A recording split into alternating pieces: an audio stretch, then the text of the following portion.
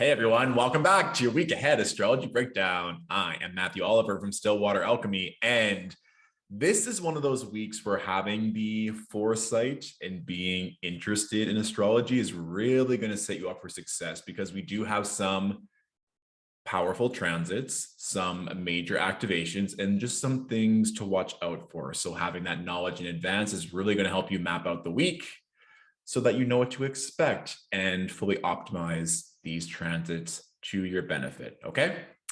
Little recap from last week. Remember how I was saying that on Monday, Tuesday was good for initiating things. Tuesday, we had Mercury ingress into Leo. Commerce is a really big energy with Mercury, and Mercury was making a trine to Jupiter in Aries. And I just randomly had these opportunities for new gigs and new money, all of which I could do from the comfort of my own home. And Jupiter is currently in my fourth house. Mercury bringing money to me, where I can just have it at home. So sometimes the astrology is just right on cue, exactly how you would expect it. And I will say, pro tip, I say this every night before I go to bed, every single night. I say it 3 times. Unexpected money finds its way to me with ease. And that way, it's not that you have to control it. You don't have to plan. You don't have to want. It's just fun. Unexpected money flows to you. So if you want to adopt that and take it, it's a good one. Run all the way to the bank with it. So let's hop in so I can share with you all what's shaking this week. So we're starting Monday, July 25th at 9 a.m. Eastern Standard Time. So there's a phrase in astrology called void of course moon, or the moon being void of course. And what that is when the moon is leaving a sign, and as it approaches the next zodiac sign, it's not making applied aspects to any planets. We can see here that the moon is leaving that square to Neptune and the trine from Saturn. Here's the thing though, and if you're curious, Chris Brennan has a really good podcast about the moon being void of course on the astrology podcast, because there's all these different definitions around this. So a lot of times I'll see astrologers being like, the moon is void of course today, don't do this and don't do this and don't do this. However, one of the definitions that I really resonate with is that the moon doesn't make an aspect to any other planet over the course of 24 hours. And if you think of the moon bringing energy and health and wanting things to grow or wanting things to heal, what you would use a void of course moon for is, let's say a common example would be to submit your taxes, because you don't want anything to grow. You don't want any extra attention. You just want it to be submitted and be done. A void of course moon, let's say you wouldn't want to shoot your shot with your crush or propose a proposal for business or something like that, right? So I say all that because the moon is also in its dark moon phase, getting ready for the new moon in Leo. So on Monday, it's still separating from that square with Neptune in mutable signs, right? Gemini and Pisces. So I would just mind the mental chatter. It would be a great day on Monday to start with some meditation, to really get grounded, set some intentions for the week. And even just playing with the moon void of course, seeing how your energy fluctuates and changing it to your local time zone. So between 9 a.m. Eastern Standard Time, and I'll show you this just for those that are curious, 1, 2, 3, 4, 5.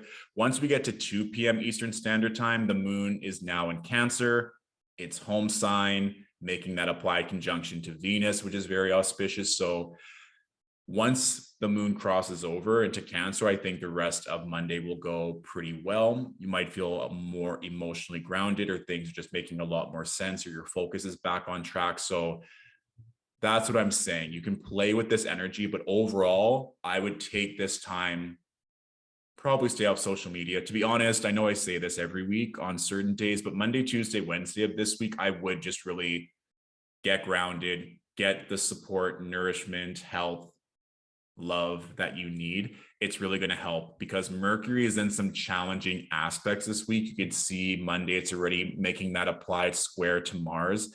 And when we get to Tuesday, This is also an energy to be cognizant of, is that Mercury is making a square to Mars. And both of these signs, Leo and Taurus, are fixed signs. So we've been saying for a long time that fixed signs are going through it and that there are just some challenges. And for me, looking at this square, it's kind of, you catch more flies with honey than with vinegar, or it's better to be kind than being right, like that kind of mantra. And I also think we've all had those arguments where you get mad at someone, like a lover or a family member or a friend, but you're not actually saying what you're really upset about. Like, let's say you get mad at a sibling for not washing dishes, but you're not actually mad about the dishes per se. You might be mad that they're taking advantage of you, or that you're not feeling seen or heard in that relationship, whatever that may be. So oftentimes when Mercury is facing a square or opposition to Mars, it can cause maybe some arguments, some frustration. That could also be internal as well, being very frustrated or being very irritated. Or it could be good sometimes when you need to have that conversation, or you just need to get it all out there. But I would be mindful, and I would lead with more compassion if you do feel like you need to have that conversation, or if you feel yourself getting riled up. Plus, here is, right, the moon making that conjunction to Venus, and both the moon and Venus are making a sextile to Mars, which really gives me a lot of faith that any kind of disagreement or frustration that you're feeling, if you approach it from a place of love, I think that that tension between this square with Mercury and Mars can be dissolved rather quickly. And again, remember, we're still in that dark moon phase. So take it easy, rest. You might be feeling frustrated and irritated because you're exhausted, or because you haven't eaten properly, or you haven't had a chance to work out, or you haven't been doing those habitual things that you know are beneficial. And I will say, if some of you are waiting on correspondence or business endeavors or things of that nature, remember that Mercury now making that square to Mars, and it's also going to be making a square to Uranus over these next few days as well. And so there could be some things that you hear that are maybe disappointing, or things out of left field that you have to adapt to, especially if you have prominent fixed energy or even prominent Leo energy, especially. So just be aware, because you also might be the one that it's like, I can't hold this in any longer. I just need to speak my truth, and I need to have this conversation. Or you might be the recipient of that, of like hearing some certain news or correspondence or business where you're like, oh, I was not expecting this, or I wasn't expecting the CEO of our company to leave, and now everyone is kind of in shock, or what are we going to do? Or I wasn't expecting to hear that this client is no longer going to be working with me, or whatever that is, right? Just being aware that having compassion and having love for all parties involved, most importantly yourself, is really going to help here, okay? Good. But sometimes I'm not mad at Mars, to be honest. It's almost like you want to ensure that what you need is taken care of. And it could also be an altercation or a disagreement or energy that needs to be shared with a superior, like with Leo being that leader or that star. And it can also be frustration of being like, I'm not as successful, or as I'm not being seen in the way that I want. So then that Mercury representing the mind of you being frustrated at you not being further along than you are in a certain aspect of your life, whether it's career or health or relationships, whatever that is. So again, nurturing yourself, loving yourself, compassion, empathy, those are going to help to cool off that square with Mars, okay? Now, Wednesday would be a phenomenal day if you wanted to get any kind of healing done, like let's say Reiki, or you want to book an extra session with your therapist or coach or mentor. What also could be a vibe, you know, those float tanks where you just like are submerged, not submerged, but you're floating in water. Or if there's like water therapy at your favorite spa, or like being in a pool or being by water, like the ocean, I think that could really help. We are right approaching this new moon, and the moon is also making a trine to Neptune. So dreams are going to be happening. You might be reevaluating a lot of things, or you just need, again, maybe something came up on Tuesday with a conversation or certain news, and you just need that support. You need some of that spiritual guidance to help you navigate the next phase of your life or this next decision. So definitely, whether that's just meditating more, journaling, going for a walk, being by water, or investing into a professional or a service to help support you emotionally, that's the vibe on Wednesday, okay? Another thing to note is that the moon is making that opposition to Pluto. And so this kind of energy can also maybe be some kind of change or drama or power shift with a maternal energy, or the feminine energy within ourselves of how we care and how we show up for ourselves. And maybe you're just so exhausted and you're so overworked. You're like, I need to tend to myself. Or maybe your body is extremely sore or some health things have come up and you're like, this is what I need to take care of right now. Nothing else is as big of a priority. So I'm going to take this time to heal, to rest, to ensure that I am receiving the love and support that I need. It keeps coming up, but these are like the themes that the astrology are speaking. So a lot of self-care, love, compassion, especially if things are not going the way that you want, whether on an external or internal reality. Okay.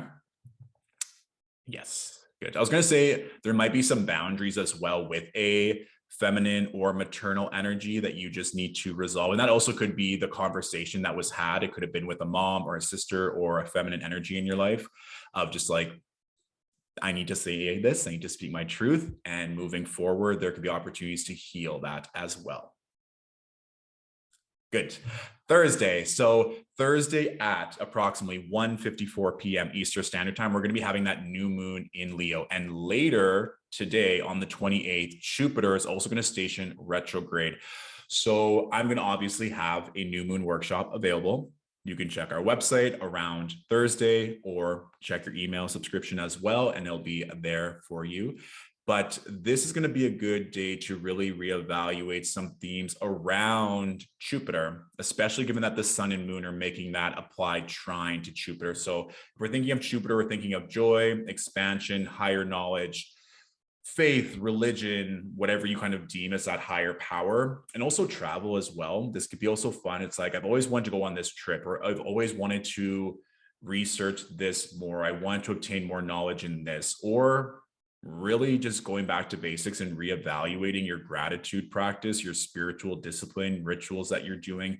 These are all going to be really good things. Of course, with Leo energy, a new moon in Leo, it really is, how are you being seen, or how are you receiving love or giving out love? But there is that aspect of leadership and talent and beauty, and how are you going to shine, or how do you wish to shine moving forward? And maybe your priorities have shifted in wanting to put all of your energy in, let's say, family and relationships, and now you really want to focus on health, or you want to adopt a pet, and that's where you want to put all your energy.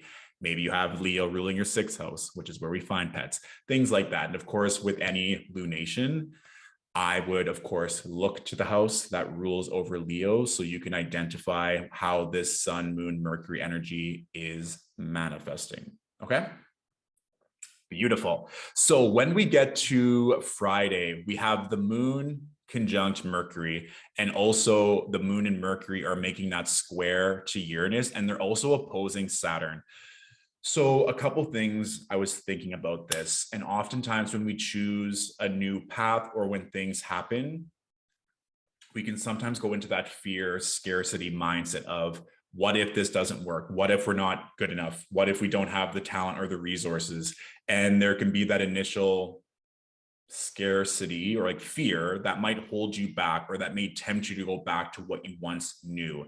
And that's how I kind of feel with that opposition to Saturn and like square to Uranus, where there's all this change and you just kind of think like, what did I do? Sometimes when you get a questionable haircut, you're like, oh, this seems like a good idea at the time, but maybe these bangs are not what I wanted, or a different hair color, or whatever that may manifest for you. Hair being a very big energy with Leo in the main. If you know, you know.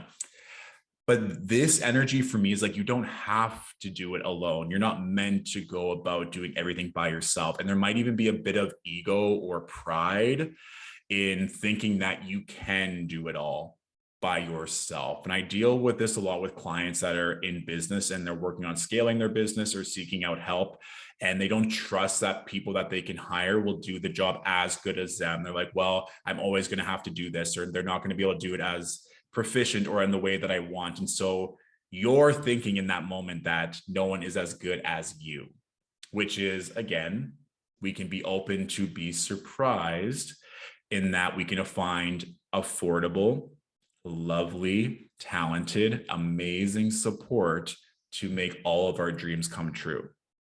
So that is something that I would recommend, that if you're feeling overwhelmed or if you think that you cannot do it, how can you either outsource? How can you call on more help? How can you expand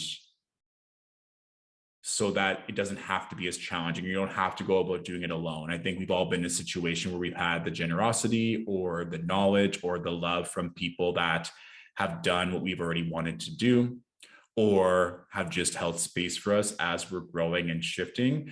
And sometimes people have that in their relationships. Sometimes we seek that out from other people. And this could also just be like mentors or role models that you binge their content or you feel inspired by their work. However that manifests, I would really lean on that on Friday, okay? Especially if you're just like, what did I get myself into? Or maybe you're on the precipice of making that big decision or putting yourself out there for the first time. You just need a little bit of extra support. Seeking out those expander role models, however you want to call them, people that can call you higher, or just enlisting the help from other people. That would be great.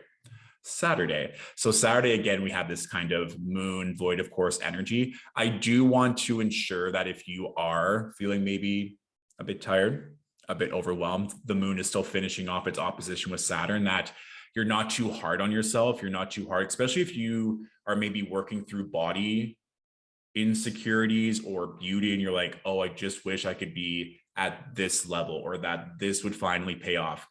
Just take some time to rest, take some time maybe to unplug and just really get back into that self-love component, which I think that Leo does have a lot of. If I think of that kind of like Leo literally ruling the heart and believing in themselves and really having that confidence.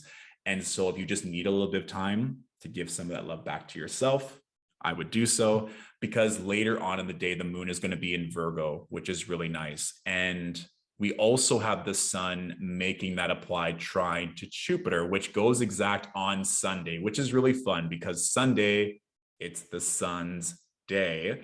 So having a really favorable energy here, it might also just be like something finally clicks or something shifts for you, or you're finally being seen, or maybe you get that compliment, or that you have an opportunity, or someone of huge power or magnitude reaches out and wants to help you.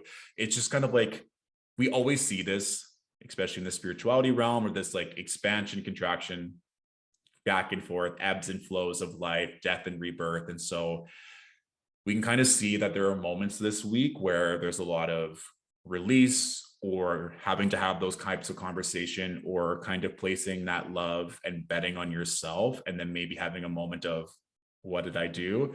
And then all working out in your favor. This is also a good day for like good fun, being around solar people, being around people that you love, people that want to support you. Also for like good love, good loving. We have the moon making a trine to Mars. So it just seems like prioritize joy on Sunday, whatever joy and happiness and pleasure is for you, because there's a lot to celebrate. It's kind of like the scene in Erin Brockovich where Julia Roberts' character, Erin Brockovich, is working extremely hard on this case and she feels like there's no headway. I think at this point she just broke up with her partner. Spoiler alert, but that movie's been out for like 30 years. Also a great movie just to watch in general. Maybe I'll watch it tonight for myself. But there's a moment where her boss buys her a car, and in the note, it says, cheer up, like, we got this, essentially. And she looks up and she has this brand new car, and it just kind of gives her that moment of faith and happiness. That's what I'm feeling for Sunday. It's just like there might just be a message or an intuitive knowing, or more money coming in of like, I got this. I know I can do this. Let's keep going. So love to see that we end off the week and the month on a high. So for the astrology question of the week, I have, what does it indicate for your life when your sun sign is the same as your south node? What's the pros and cons? I was born near a total lunar eclipse, Leo sun and Leo south node, Aquarius North Node. Any insight is appreciated. Thank you so much. So this is a great question. It builds off of the sun solar energy that we were just talking about, and then also incorporating the nodes. So I have a lot that I want to say on this, but I'll try and keep it concise. So when we're talking about the lunar nodes, from an evolutionary astrology standpoint, the south node we're talking about a past life energy or energy and themes that your soul is already accustomed to or used to, or it's familiar with, or that it likes to be around. The North Node is kind of that destiny point or soul's calling, or where your soul wants to grow and wants to move towards. Also, in terms of South Node, North Node, the South Node can be a point of release. North Node is a point of increase or obtaining something. And so if we're talking about the sun being conjunct the South Node in the sign of Leo, also I would recommend to this individual or to anyone, looking at the house in your natal chart is also extremely important. So you want to look at the house, the sign, and any aspects with regards to the nodes, especially if you have a planet there. So South Node with the sun. In general, that probably means that you were a very solar, very happy, very joyous individual. It could also mean that you had a position of power or authority, given that the sun's influence. And if we're talking about Leo versus Aquarius, it can kind of be I versus we. Leo being the I, the we, the collective being Aquarius. It can kind of also be the kind of mindset of the king versus the kingdom. And so maybe you were someone who really paid attention more towards yourself or seeking that pleasure for yourself. And now with your North Node being in Aquarius, you're being called to think of the collective, or kind of being that figure that thinks about other people in conjunction to what you feel. Or sometimes it can even be with a lot of Aquarius dominant individuals that I serve, their calling and their purpose is more important sometimes than their own health and vitality. Like they really put others first in all ways, whether it's in business or in relationships, or their purpose, their mission, often their career, plays a huge part in their life. So depending on where the nodes fall in your chart can give you greater insight as to where maybe in a past life that solar energy manifested, and now where you're being called to grow and to be of service to the collective. I also just think with an Aquarius North Node, it really speaks to intellect. It speaks to mindset. It speaks to often spiritual themes that you're being called to grow upon. So let's say that was your North Node is in Aquarius in the 8th house. There could be a lot of healing that you're going to be doing for the collective, and thus you're going to be making a lot of money from doing that, or you're going to be very well financially supported, or you're going to have more resources available for you by sharing your knowledge to help other people heal. With your South Node in the 2nd house, in this metaphorical example, it could have just been like that you really were all about the money, just wanted to have lots of money, and maybe you were a superstar or pop star or actress and you just made all the money and that's all you cared about, was like living a life maybe in more hedonistic style, as an example. But of course, you'd want to look at all the aspects, all the different things in conjunction with that. And the last thing I'll say, just in terms of looking at your own chart, if you have, like I said, any planets in direct conjunction or aspect to the nodes, that's really important. I personally have Neptune and Uranus conjunct my North Node in the 1st house. And the fact that I am doing a spiritual business, I'm also an actor, it's just like very Neptune in theme. And it works. The astrology always works. So I'll probably make more content around the nodes. I also already have a workshop and a webinar based on the lunar nodes, especially in conjunction with the Taurus North Node and Scorpio South Node. So if you're curious about the nodes, what that means for the eclipses, especially in this Scorpio Taurus axis, I'll put the link below for that webinar. And also for everyone watching, I'll put a promo code as well. So if you want that and you want to save some coins, it's available to you. Okay. Fabulous. So that is our week ahead breakdown for this week. Any general questions that you'd like answered in a future video, please let me know in the comments. Otherwise, have a beautiful week. Have a fabulous new moon. Take time to rest and integrate when you need it. And I will see you next week. Bye for now.